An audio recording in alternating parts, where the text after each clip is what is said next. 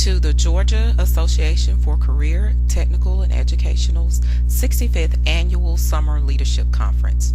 During this conference, you will experience important networking opportunities, introduction to important innovations, and you will be provided important information through keynote speakers.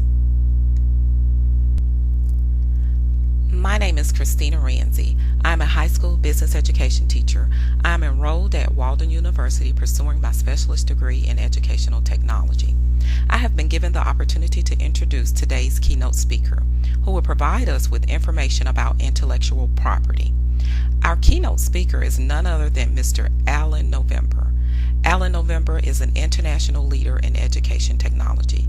He began his career as an oceanography teacher and dorm counselor at an island reform school for boys in Boston Harbor.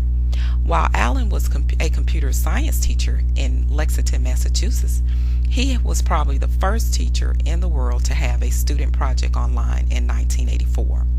It was a database for the handicapped. He has been director of an alternative school, computer coordinator, a technology consultant, and university lecturer. He has helped schools, governments, and industry leaders improve the quality of education through technology. Before our speaker comes forth, I would like to give you some information about intellectual property. What is intellectual property? Intellectual property is an innovation, commercial, or artistic, or any unique name, symbol, logo, or design used commercially. Intellectual property is protected by patents on inventions, trademarks on branding devices, copyrights on music, videos, patterns, or other forms of expression, trade secrets for methods or formulas having economic value and used commercially. The benefits and importance of intellectual property. We deal with intellectual property on a daily basis. Therefore, it is important that we do not misuse it. If we borrow or use someone else's work, we must give credit where credit is due. This goes back to the importance of identifying where you get information or resources from. Plagiarism comes from using someone else's intellectual property and passing it off as your own. With the use of the internet, intellectual property has become easier to access. This means that more people are using and sharing the property of others. There have been lawsuits pertaining to the theft of someone's intellectual property. The benefit to having intellectual property is we all can grow mentally from reading, hearing, or experiencing someone else's work. We can use intellectual property to support our thoughts about a topic.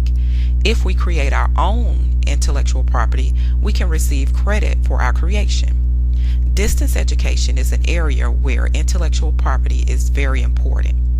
Instructors create course material that use their own written work as well as articles, books, and videos from others. One of the articles I read about intellectual property is titled National Distance Education Trends and Issues.